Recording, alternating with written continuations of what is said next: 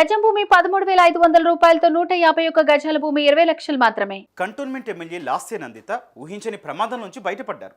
ఆమె ఓ లిఫ్ట్లో ఇరుక్కుపోయారు. ఇంతకీ ఘటన ఎందుకు జరిగింది?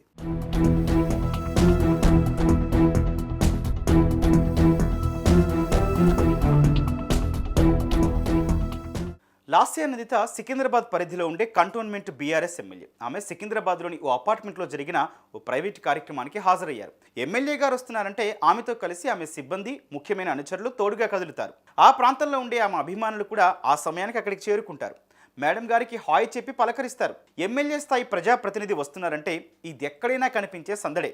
ఇది అనివార్యం. ఇంతవరకైతే పర్వాలేదు. ఇక్కడే ఓ చిన్న అత్యుత్సాహం చోటు చేసుకుంది. ఎమ్మెల్యే మేడంకు తిప్పలు తెచ్చిపెట్టింది.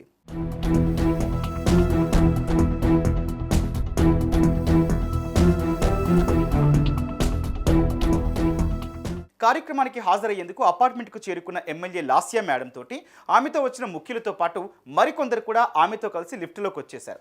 అపార్ట్మెంట్లో లిఫ్ట్ కదా, అటు ఇటుగా ఓ నలుగురిని మాత్రమే మోసే కెపాసిటీ ఉంటుంది. అలాంటిది ఏకంగా ఓ 8 మంది ఎక్కేసరికి అది ఊహు కదిలేదేలే అంటూ మొరాయించింది. దాంతోపాటు డోర్ కూడా తెరుచుకోకుండా స్ట్రక్ అయిపోయింది. అసలే చిన్న లిఫ్ట్, అందులో 7 మంది. క్షణాల్లో దిగిపోతే సరే కానీ, లేదంటే ఆక్సిజన్ కూడా తగ్గిపోతుంది. సో మొత్తానికి పరిస్థితి డేంజర్లో పడింది.